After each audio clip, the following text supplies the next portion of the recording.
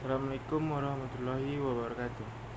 Kenalkan, nama saya Andre Febrianto, nomor NIM 20087089.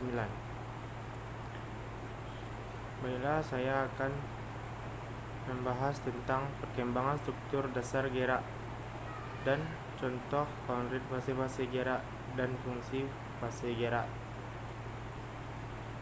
1. Struktur dasar gerak. Struktur dasar gerak adalah fase-fase gerakan yang selalu ada dalam setiap pelaksanaan suatu gerak. Dalam struktur gerak ada fase awal, fase utama, dan fase akhir. Fase awal disebut sebagai fase persiapan, yaitu persiapan terhadap segala persyaratan yang dibutuhkan untuk pemecahan tugas gerakan utama. Fase utama adalah pencapaian tujuan gerak. Pada dasarnya, fase utama merupakan realisasi dari semua fase awal atau fase persiapan. Fase akhir adalah fase di mana dilakukan pengambilan seluruh keseimbangan tubuh setelah pelaksanaan gerak dalam fase utama. Pengertian struktur dasar gerak dapat diartikan sebagai susunan gerak. Dengan demikian, pengertian struktur gerak dapat diterjemahkan sebagai susunan gerak dari suatu gerakan. Susunan dasar dalam hal ini adalah susunan yang selalu ada dalam pelaksanaan suatu gerakan. Susunan gerakan yang maksud berhubungan dengan fase-fase gerak, yaitu fase awal, fase utama, dan fase akhir, dan juga merupakan tahap pelaksanaan bahagian atau rangkaian gerakan yang memiliki fungsi tertentu untuk mencapai tujuan terbagi tiga, yaitu fase awal. Fase awal.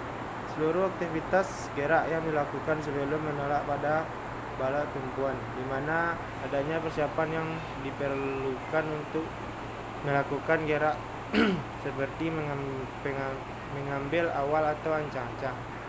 2. Fase utama. Pada fase ini, seluruh aktivitas gerak untuk mendapatkan hasil yang terbaik dengan memaksimalkan kekuatan untuk meraih hasil yang baik di dalam suatu aktivitas gerakan.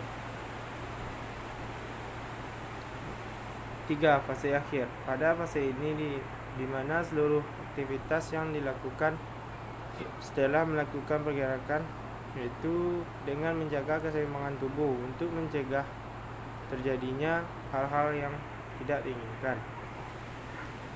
2. Contoh konkret fase-fase gerakan dan fase-fase gerakan.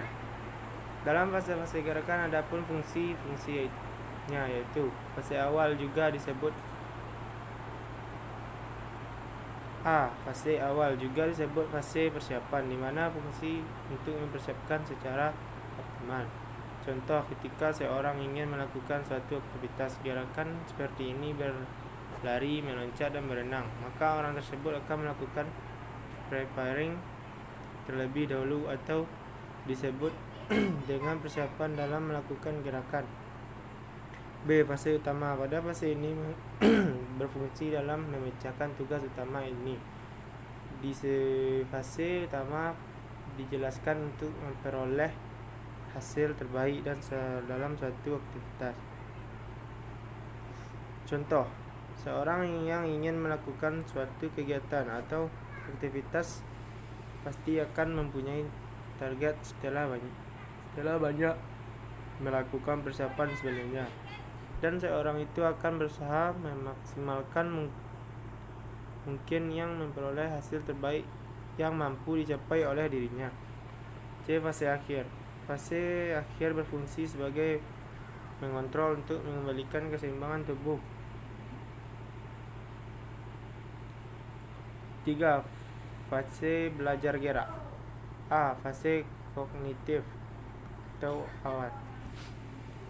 1. Mengetahui dan memahami konsep gerak, mekanisme, perceptual, pemrosesan, informasi, rencana gerak, mencoba-coba gerak belum baik. B. Fase asosiatif atau utama.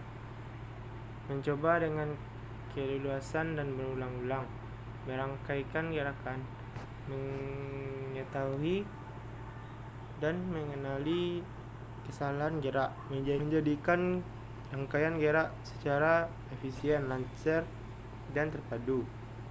C. Fase otonom atau akhir, pengulangan gerakan secara teratur. Kelancaran dan kebenaran gerak masih dapat ditingkatkan tetapi tidak secepat fase sebelumnya. Mengubah bentuk gerak cukup sulit. Tingkat penguasaan gerakan terlampir secara otomatis. D. Fungsi fase gerakan. Dalam melakukan fase-fase gerakan juga berfungsi sebagai fase awal, disebut juga fase persiapan, berfungsi untuk mempersiapkan. Fase awal disebut juga fase persiapan, berfungsi untuk mempersiapkan secara optimal segala persiapan yang dibutuhkan untuk memecahkan tugas gerakan yang terjadi pada fase utama. Persiapan tersebut meliputi pembangunan dan pengkondisian kekuatan, kecepatan, dan percepatan. Fase utama berfungsi untuk memecah tugas utama gerak. Fase akhir berfungsi untuk mengembalikan keseimbangan tubuh. Baiklah, cuman itu yang bisa dapat saya sampaikan. Kalau ada salah mohon dan maaf. Assalamualaikum warahmatullahi wabarakatuh.